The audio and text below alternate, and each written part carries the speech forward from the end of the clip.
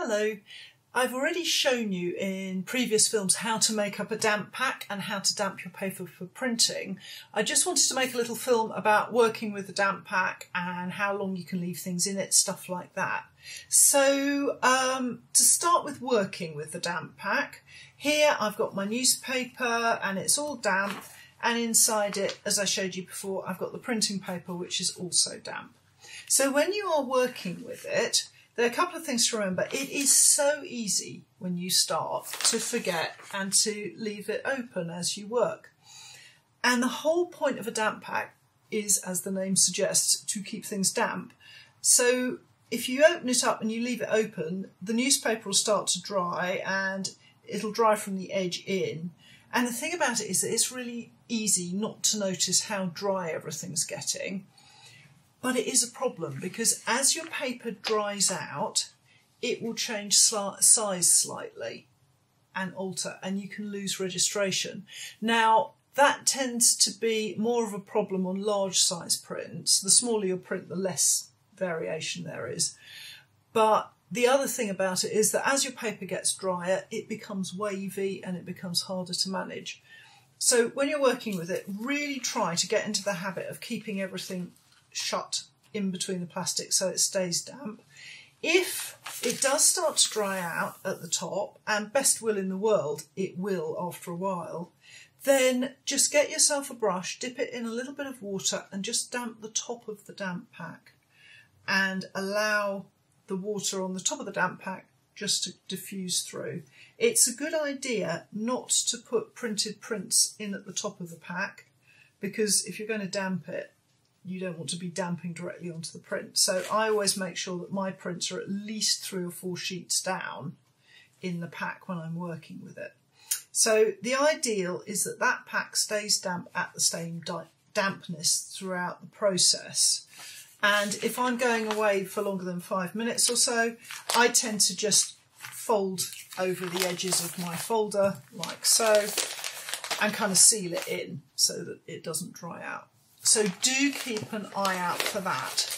If you have gone down the route of having blotting paper, like here, that's going to stay stable for a lot longer and not dry out as quickly, but it will dry out eventually. So again, you need to keep an eye on it, and you can also damp it by just putting a little damp brush over the top of it, but be careful because it is much more absorbent than newspaper, and you need to be wary of not flooding it with water because it can get very damp very quickly. So just be careful if you are damping with a brush halfway through the process. So that is how to kind of maintain them. Now, the other thing about a damp pack is how long you can keep everything damp for, because what you don't want is the paper to deteriorate, to become mouldy, that kind of thing. So what I tend to do is I will make up my damp pack and I will damp my printing paper the afternoon or the evening before I print. And then when I come to print the next day, that's one process that's out of the way. The paper and the damp pack have been settling overnight, so everything's ready to start the next day. That's fine. The paper is clean, it hasn't got any rice paste or paint on it yet, so it's not going to matter if it stays in the damp pack like that. And I've done it for classes because I travel to teach sometimes. I've done it up to 48 hours in advance, made up all the damp packs, and it's not been a problem. The weather matters. In the winter, especially if like me you have quite a chilly studio, then obviously this will last longer than on a really hot, muggy summer day and evening where everything's going to deteriorate quicker in the heat. So weather does affect this. But as a rule, you've got about 24 hours for it to sit. At least I've never had any problem leaving it for 24 hours. Once you start printing, it's a bit of a different matter because you are starting to apply paint and rice paste to the paper, and the enemy of all this is mould. So what I do is I do not leave any of my prints in the damp pack for longer than 48 hours. And in the summer, I might say 24 hours with my printing. Now, Japanese printmaking isn't like lino cut. You don't wait in between layers for the layer to dry before you go on to the next layer of printing. Once you start printing a Japanese woodblock, it's a continuous process until the print is finished. So potentially, if you're printing something complicated, you might need longer than 24 hours, or you may only be able to print for a couple of hours and then you need to take a break. So the way that you can manage that is, if it's a short break and the weather is coolish, you can leave it in the damp pack overnight, and that should be absolutely fine. I do that regularly. I've never had a problem. If it's longer than that, you can take your paper out with the print on. So you take out your printed paper. So I haven't got one with a print on, but let's imagine that I have. So here's my prints. And I would take out all my prints in whatever state they're in, half printed, and I would just stack them up.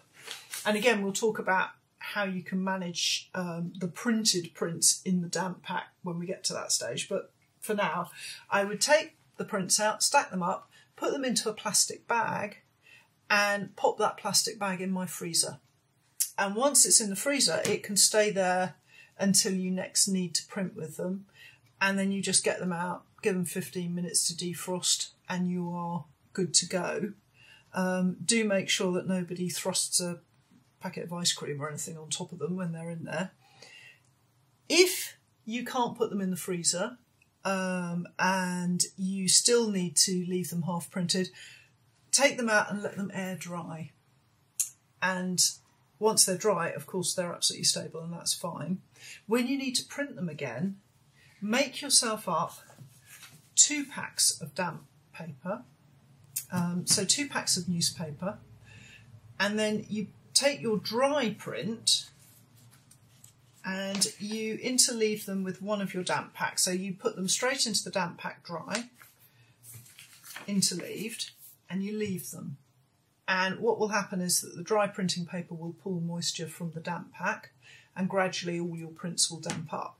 Once they're damp enough, take them out of this pack, which has now had some of the moisture sucked out of it, and put them into the other damp pack, and then you're good to go again. I did that very successfully. I was printing in a gallery. The gallery was locked over 2 days when it was closed, and I used to take them out on the Friday evening, lay them all out to dry on the gallery floor, come in on the Monday, re-damp them, and carry on printing. So you can take a break from the printing. What you don't want to do is to wrap everything up in the damp and leave it for a week and come back, because chances are the print will have grown mould, and once that happens you just need to throw it away. One mould that I would warn you to look out for, because it's really difficult when you see it for the first time, is that there's a particular mould, and I haven't found out what it's called, that makes bright magenta spots. And this happened to me once, and I ended up with this print and it had like little magenta spots on it, and I could not work out where this magenta paint had come from. It's not a colour that I use very often, and I turned the studio upside down and scrubbed everything to see that I got the paint off and all that kind of stuff. And of course it wasn't paint at all, it was mould. So you need to be careful, but if you manage your prints well, then you can use a damp pack very successfully, no problems. So I hope that has helped. Oh, before I go, one thing I forgot. This is tea tree oil, and it's an essential oil, tea tree. And I learnt this from an Australian printmaker, and she was saying that she quite often works in, as you can imagine, very high temperatures, but also high humidity. And what she does is she puts a couple of drops of tea tree oil into the bucket of water that she's using to damp everything with, and that kills mould.